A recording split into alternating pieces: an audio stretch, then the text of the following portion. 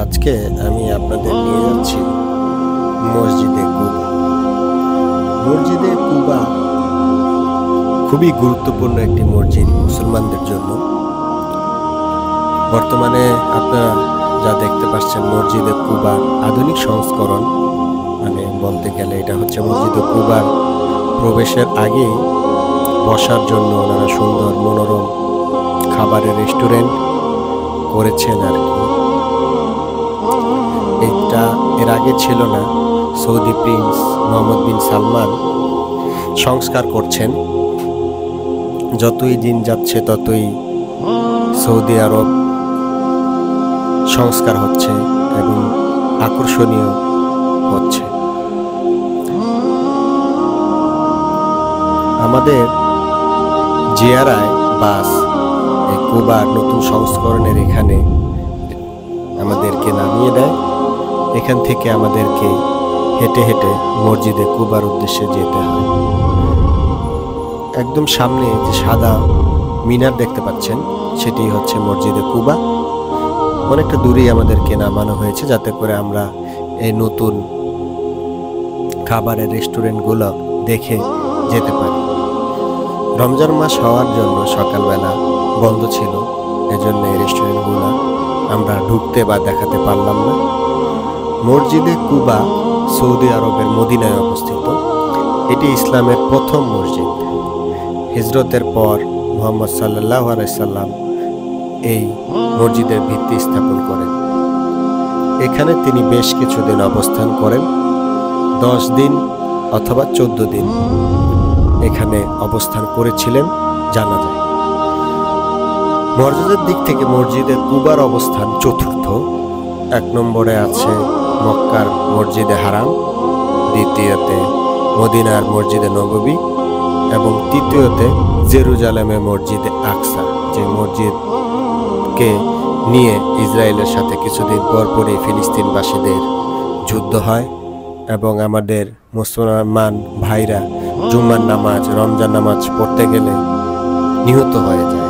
খুবই দুঃখজনক এই ব্যাপারটি। আপনারা দেখতে পাচ্ছেন মসজিদে কুবা একদম সামনাসামনি চলে এসেছি আমরা। মসজিদে কুবার একটি বড় ফজিলত হচ্ছে, যদি এই মসজিদে কুবা এসে আপনি 2 রাকাত নামাজ আদায় করেন তাহলে একটি উমরা সমান সোয়া পাওয়া যায়। এজন্য মসজিদে কুবার মর্যাদা আরো বেশি হয়ে থাকে। মসজিদে কুবা প্রথম মসজিদ মুসলমানদের জন্য, কারণ হিজরত করার পরে মহানবী সাল্লাল্লাহু আলাইহি সাল্লাম এসে প্রথম যে মসজিদ নির্মাণ করেন সেটি হচ্ছে মসজিদে কুবা। ধারণা করা হয় সূরা তাওবার 108 নম্বর আয়াতে বলা মসজিদটি মূলত কুবা মসজিদ।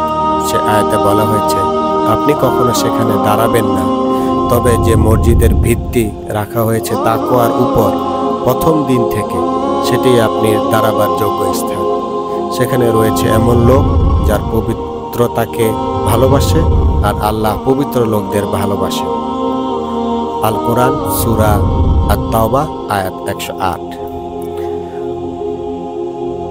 কুবা মসজিদের বিষয়ে 9টি সহিহ আল বুখারীর হাদিস, 13টি সহিহ মুসলিম, 2টো সুনানে আবু দাউদ হাদিস, 6টি মালিক ইবনে আনাস হাদিসে এসেছে। সামনে আপনারা যা দেখতে পাচ্ছেন এটা মসজিদে কুবা।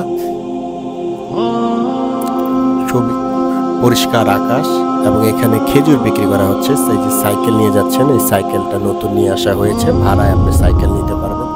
খুবই কম দামে এখানে আপনি খেজুর পেয়ে যাবেন। হযরত মুহাম্মদ সাল্লাল্লাহু আলাইহি সাল্লাম বারবার এই মসজিদে যেতেন এবং এই মসজিদে বিশেষ গুরুত্বের কথাও বিভিন্ন হাদিসে এসেছে। উসাইদ ইবনু জুহাইর আল আনসারী রাদিয়াল্লাহু আনহু থেকে বর্ণিত, তিনি নবী সাল্লাল্লাহু আলাইহি সাল্লামের সাহাবা ছিলেন। তিনি রাসূলুল্লাহ সাল্লাল্লাহু আলাইহি সাল্লাম বলেন, কুবার মসজিদে নামাজ আদায় করলে উমরা করার সমান নেকি পাওয়া যায়। সহিহ ইবনে মাজাহ 1411। আমার বাম দিকে জুতা রাখার স্থান এবং সোজা যে দেখতে পাচ্ছেন সেটা হচ্ছে হাম্মামখানা। অথবা অজুখানাও বলতে পারেন, অজু করা যায় পুরুষদের জন্য এখানে। এটা হচ্ছে মসজিদ থেকে নেমে যাওয়ার সিঁড়ি। আমরা একটু পিছন দিক দিয়ে এসেছি, যার জন্য আমরা নেমে গিয়েছিলাম। নেমে যেয়ে দেখাচ্ছি, এখানে বাম দিকে হচ্ছে মসজিদ, একদম সোজা বের হয়ে গেলে আপনাদের রাস্তা।